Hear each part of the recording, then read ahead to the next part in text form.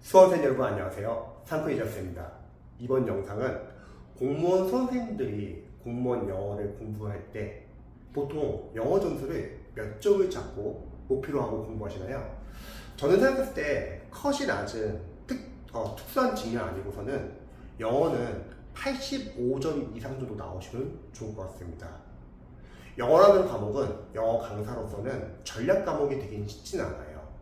왜냐면 언어 과목은 얼마든지 독해가 어렵게 나올 수도 있고 취재자가 마음만 먹으면 합격컷은 충분히 떨어질 수도 있습니다.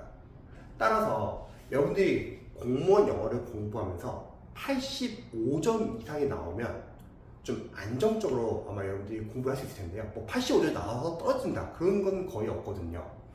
자, 85점 맞기 위해서는 중요한 거는 어휘, 생활영어, 문법을 다 맞추시면 좋을 것 같아요. 자, 이런 말을 할 때 어떤 수험생들은 아니 어휘, 생활영어, 문법 어떻게 다 맞추냐 이렇게 생각하시는 분도 계실 거고 아 맞아 이렇게 공감하시는 분도 계실 거예요.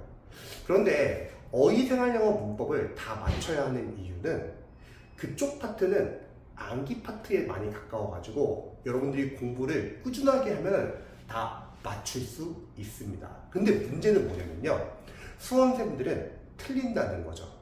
20문제, 영어 20문제 중에서 어휘 쪽은 틀리고 생활영어 쪽은 틀리고 문법 쪽은 틀리고 플러스 독해서 좀 틀리니까 합격에서 조금씩 멀어지는 겁니다. 그런데 한번 생각해보죠. 어휘, 생활영어, 문법은 왜 다 맞출 수 있는지 제가 알려드릴게요. 영어 강사로서는요, 기출에서 계속 반복돼서 나오거든요. 선생님, 저는 기출 많이 풀어봤는데 틀리는데요? 이렇게 말씀하시는 분 계실 겁니다. 자, 중요한 건요, 기출을 제대로 안 풀어봤어요. 제가 말하는 기출이라는 거는 한 2010년도부터 2023년도까지 정진열 영어 기출을 푸는 걸 말하고요. 그리고 푸는 게 중요한 게 아니라 분석이 중요합니다.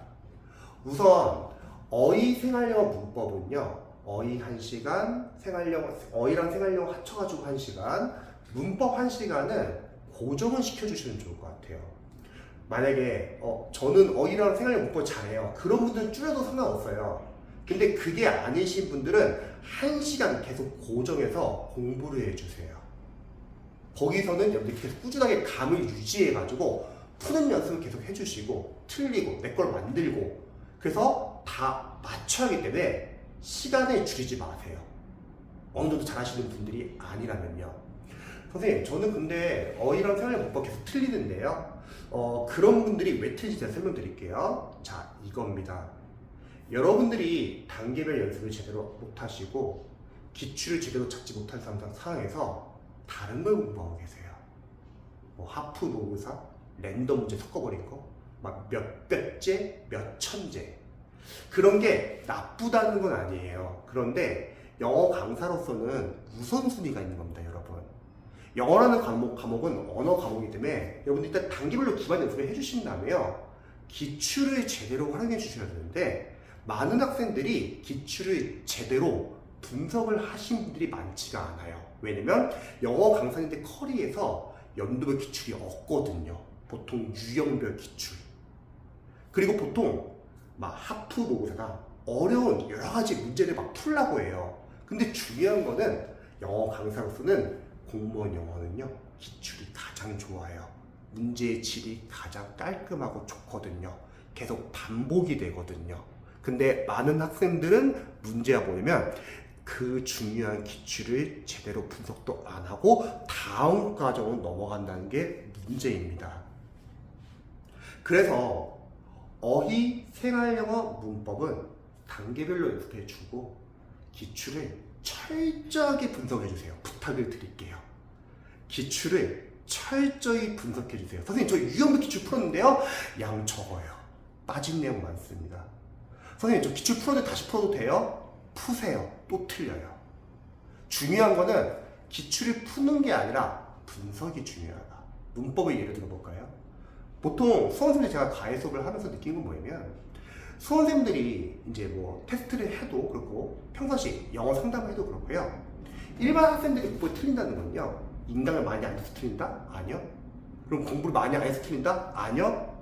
단원별로 적용 연습이 제대로 안 된 상태에서 계속 랜덤 문제 풀고 있으니까 틀리는 거예요. 좀 생각해보세요. 다른 과목 예를 들게요.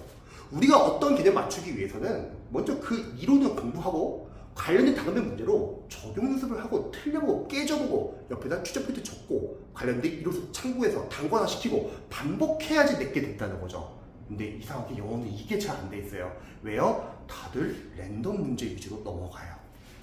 그런데 영어 강사님들의 교재를 봤을 때 아쉬운 점이 뭐냐면요. 이야, 단원별 문제집들이 빈약해요. 다들 랜덤 문제로 빨리빨리 넘어가라고 해요. 물론 영어를 잘하시는 분들은 넘어가셔도 되죠. 근데 문제는 영어 85점 안 나온다? 그러면 랜덤 문제 풀기 전에 단원별 문제 좀 제대로 풀어주세요. 85점이 안 되시는 분들은요. 그래서 여러분들이 단원별로 문제를 풀고 분석하고 반복을 해줘야 돼요. 이 연습을 해주고 나서 랜덤 문제 들어가는 거죠. 아, 선생님, 그러기는 랜덤 문제 너무 늦어지는 것 같아요. 저 시간 없어요. 그러면 단원별이 우선이에요. 단원별은 여러분들이 제대로 풀어도 단원별 범위에서 시험에 나오면 맞출 수 있지만 문제는 이거죠. 단원별을 제대로 안 풀고 분석도 제대로 안 된 상황에서 암만 랜덤을 풀잖아요. 문제가 뭐죠? 내가 단원별로 뭐가 약한지 몰라요. 그게 시험에서 나오면은 바로 빵꾸가 생기는 거, 거기서 틀리는 겁니다. 잊지 마세요. 한 문제 차이 떨어지는 공무원 시험입니다, 여러분. 조급하다고 해서 막 넘어가지 마세요. 많은 수험생들이 강의는 그동안 많이 봤어요. 근데 왜 틀린지 아세요? 단순합니다. 단원별 적용 연습이 안 돼 있고 복습이 제대로 안 돼 있고 계속 과정만 넘어가요. 영어가 그게 상당히 심해요. 영어 강사님 늘 말하잖아요. 어떤 과정 끝나면은 그 과정 복습할 시간도 없이 학교생들이 이 다음 과정 추천한다. 뭐 다른 과정은 다른 선생님 거 들어도 되는데 그 다음 과정은 내 대표적인 강사가 꼭 들어라. 들어라. 계속 이 하면 늘리는 거야.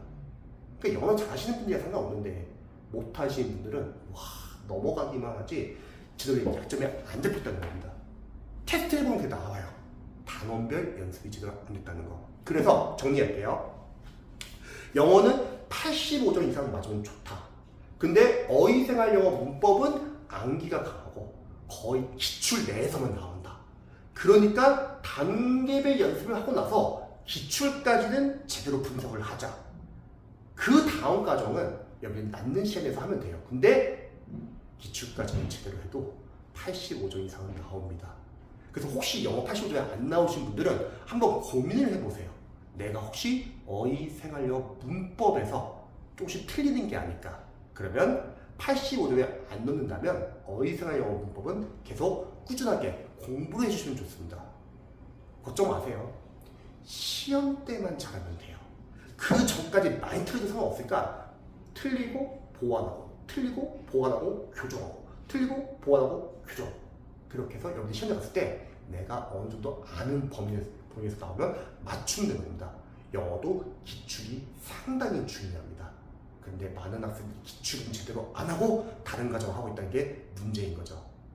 영어에 대해서 고민이 있으신 분들은 댓글 남겨주시고요. 제 영상 봐주셔서 감사합니다.